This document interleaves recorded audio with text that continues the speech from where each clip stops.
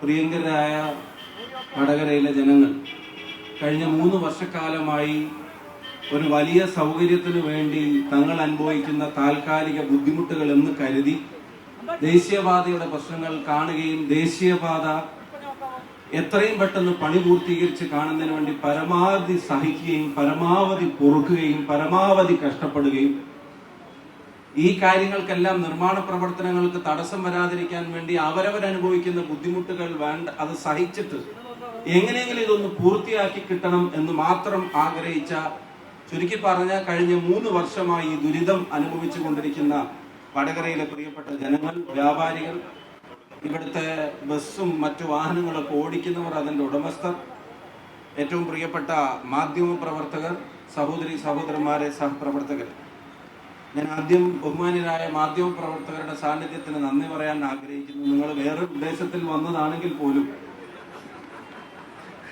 ഇങ്ങനെ ഒരു ആവശ്യവുമായി ബന്ധപ്പെട്ട് നടക്കുന്ന ഈ സമരവും ഇതിന്റെ പ്രയാസങ്ങളും കേരളത്തിന്റെ ജനങ്ങളുടെ സജീവമായ ശ്രദ്ധയിലേക്ക് എത്തിക്കാൻ നിങ്ങളുടെ സാന്നിധ്യം ഉപകരിക്കട്ടെ എന്ന് ഈ നാടിന് വേണ്ടി അഭ്യർത്ഥിക്കാൻ കൂടി ഞാൻ അഭ്യർത്ഥിക്കുക.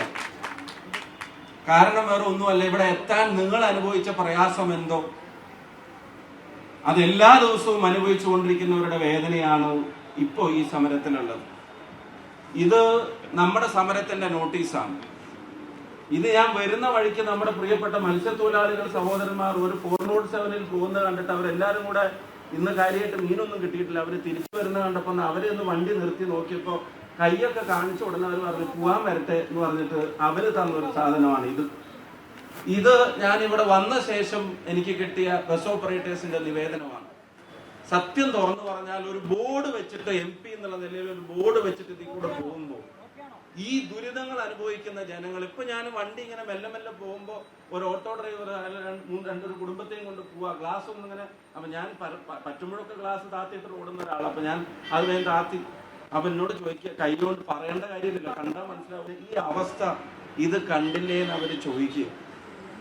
ഞാൻ MP എന്നുള്ള നിലയിൽ സത്യം പറഞ്ഞ ഭയങ്കരമായ മാനസിക പ്രയാസത്തിലും ഈ പ്രശ്നങ്ങൾ നിരന്തരം ഉന്നയിച്ചിട്ടും മതിയായ വേഗതയിൽ നടപടിയെടുക്കാത്തതിന്റെ പേരിലുള്ള പ്രതിഷേധത്തിലുമാണ് ഞാനും ഈ സമരങ്ങളുടെ ഭാഗമാവുന്നത്. കഴിഞ്ഞ ദിവസം ടൗൺ ഹാളിൽ നടന്ന സമ്മേളനത്തിൽ ഇവിടെ ഞാൻ പറയുന്നു, ഇനി സമരങ്ങളുടെ ഭാഗമാവലല്ല, ഇനി സമരം നേരിട്ട് നടത്താൻ തീരുമാനിച്ചിരിക്കുകയാണ്. MP-യും ജനപ്രതിനിധികളും ഒക്കെ ഈ സമരം തന്നെ നേരിട്ട് നടത്താൻ തീരുമാനിച്ചിരിക്കുകയാണ്. ഇപ്പൊ ഞാൻ ഈ സമരത്തിൽ വരുന്നതിന് മുമ്പും പാർലമെന്റ് സമ്മേളനം നടന്നുകൊണ്ടിരിക്കുക. ആ പാർലമെന്റ് സമ്മേളനത്തിന്റെ അവസാനത്തെ ദിവസവും ബഹുമാനപ്പെട്ട ഗഡ്കരി മിനിസ്റ്ററെ ഞാൻ നേരിട്ട് പോയി കണ്ടു പറഞ്ഞു, സാർ ഈ പാർലമെന്റ് സമ്മേളനത്തിലും പ്രതീക്ഷയോടെയാണ് വടകരക്കാർ ഉറ്റു നോക്കിയത്. എന്തെങ്കിലും ഒരു തീരുമാനം ഇതിനെ സംബന്ധിച്ച് ശക്തമായത് ഉണ്ടാവുന്നത് കാണാനും കേൾക്കാനും അതിന്റെ പേരിൽ നടപടികൾ അവർക്ക് അനുഭവപ്പെടുന്നതിനും വേണ്ടിയാണ് ഞാൻ വീണ്ടും പഴയ പ്രശ്നം കൊണ്ട് തന്നെ വീണ്ടും വന്നുകൊണ്ടിരിക്കുന്നത്. എന്നെ കണ്ട ഉടനെ NH66 വരുന്നുണ്ടെന്നുള്ളതാണ് പറഞ്ഞത്, വടകര സ്ട്രെച്ച് വരുന്നുണ്ട് എന്നുള്ളത്. എന്നെ കണ്ട ഉടനെ മന്ത്രി പറഞ്ഞു. ഉടനെ തന്നെ അവിടുന്ന് അപ്പുറത്തൊക്കെ ആൾക്കാരോട് ചോദിച്ചു, എന്തായി നമ്മൾ അന്നെടുത്ത തീരുമാനം? അപ്പൊ ഉദ്യോഗസ്ഥർ പറഞ്ഞു, സാർ തീരുമാനങ്ങളൊക്കെ നടപ്പിലായിട്ടുണ്ട്. ഞാൻ പറഞ്ഞു, എന്നെ വിശ്വസിക്കണം, ഞാൻ അവിടുന്ന് ഈ വീക്കെൻഡിനും മണ്ഡലത്തിൽ പോയിട്ട് വരുന്ന ഒരാളാണ്. ഉദ്യോഗസ്ഥർ ഇത് നടപ്പിലായിട്ടുണ്ട് എന്ന് സാറിനോട് പറയുന്നത് പോലെ എല്ലാ അവിടെ കാര്യങ്ങൾ വേഗത്തിൽ നടപ്പിലാവുന്നില്ല. അവിടെ കാര്യങ്ങൾക്ക് തീരുമാനമുണ്ടാക്കാനുള്ള മതിയായ ഇടപെടലുകൾ ഉണ്ടാവാനില്ല. ഈ നിർമ്മാണ പ്രവർത്തനങ്ങൾ അത് മതിയായ ആളുകളുടെ സാന്നിധ്യത്തിൽ പോലും നടത്തുന്നില്ല. പണിക്കാരുടെ എണ്ണം കുറവാണ്, സംവിധാനങ്ങൾ കുറവാണ്. ഇപ്പൊ വരുമ്പോ ചോറോട് കഴിഞ്ഞ സ്ഥലത്ത് വലിയ ബ്ലോക്ക് ഇപ്പൊ ഞാൻ ഇങ്ങോട്ട് വരുമ്പോണ്ട്. ആ ബ്ലോക്കിന്റെ അവിടെ കാരണം എന്താണെന്ന് അന്വേഷിച്ച് മുന്നോട്ട് വന്നപ്പോ ആ ഇറക്കാരനെടുത്ത് ഒരു ടാർ ഇട്ടുകൊണ്ടിരിക്കുക. ടാർ ഇടുന്ന ആളുകളുടെ എണ്ണവും അവിടുത്തെ സംവിധാനവും കണ്ട പഞ്ചായത്ത് റോഡിന്റെ നിർമ്മാണത്തിൽ ചിലപ്പോൾ ഇതിനേക്കാൾ കൂടുതൽ ആളുണ്ടാകും എന്നുള്ള അവസ്ഥയിലാണ്. ഞാൻ അവിടെ നിന്ന് പ്രൊജക്ട് ഡയറക്ടറെ വിളിച്ചു. അയാൾ പറഞ്ഞു, സാറേ ഞാനൊന്ന് മാറിയിട്ടുണ്ട്, മറ്റാളെ വിളിച്ചാൽ മതി. ഇതിന് മതിയായ വേഗത്തിൽ ഈ പ്രശ്നങ്ങൾ പരിഹരിക്കാൻ ഒരു ഇടപെടൽ ഉണ്ടാവുന്നില്ല.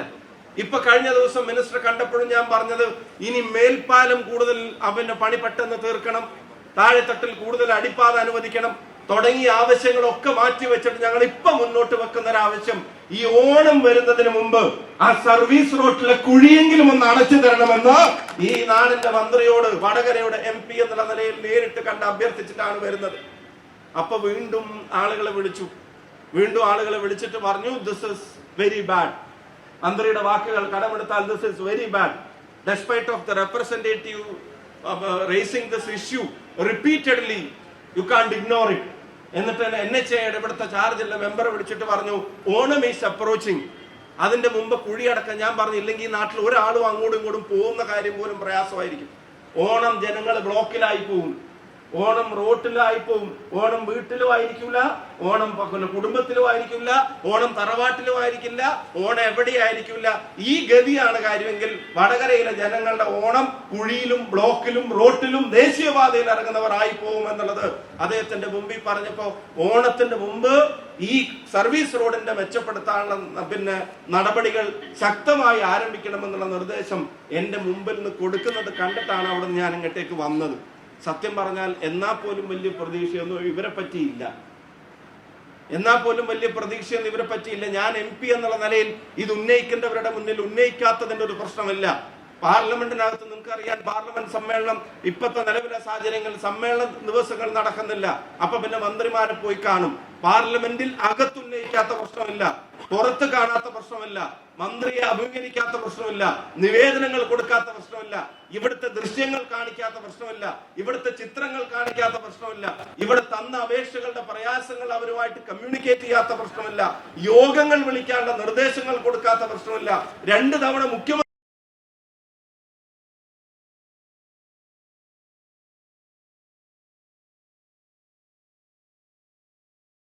യോഗത്തിൽ ഇത് പറയാത്ത പ്രശ്നമില്ല.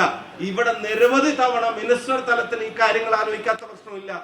അവസാനം മിനിസ്റ്റർ തന്നെ പറയുന്നുണ്ട്, ആദ്യ കരാർ ഏറ്റെടുത്ത കമ്പനി, ആ കമ്പനിയോട്, അദാനി കമ്പനിയോട് മിനിസ്റ്റർ പറയുന്നുണ്ട്, നിങ്ങൾ ബിസിനസ് എത്തിക്സ് കാണിക്കണം. നിങ്ങൾ ഒരു വർക്ക് എടുത്തിട്ട് ആ വർക്കിന് സബ് കോൺട്രാക്ട് കുറഞ്ഞ തുകക്ക് വേറൊരാൾക്ക് കൊടുത്തിട്ട് വരട്ടെ, അവിടെ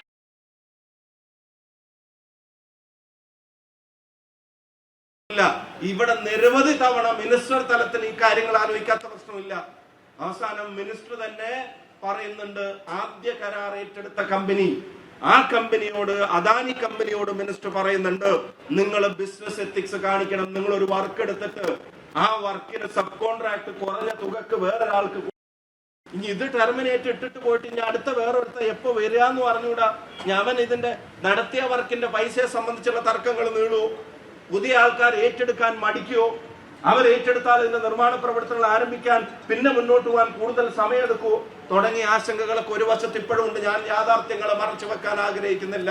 ഇവിടെ വന്നിട്ടല്ല ഇന്ന് വൈകുന്നേരത്തോടു കൂടി ശരിയാക്കി തരാം എന്ന് പ്രസംഗിക്കാൻ എളുപ്പമാണ്, പക്ഷേ പ്രസംഗിച്ച കാര്യങ്ങൾ നടപടിയാവണം. മറ്റൊരു പ്രധാനപ്പെട്ട പ്രശ്നം ഇവിടുത്തെ ഡ്രെയിനേജുമായി ബന്ധപ്പെട്ടാണ്. കഴിഞ്ഞ MPs കോൺഫറൻസിലും ആ കാര്യം ഉന്നയിച്ചപ്പോ മുഖ്യമന്ത്രി ഉൾപ്പെടെയുള്ള ആളുകൾ പറഞ്ഞത് ഡ്രെയിനേജിനെ സംബന്ധിച്ച് ശാസ്ത്രീയമായ ഒരു നടപടി, ഒരു പരിഹാര മാർഗം അതുണ്ടാ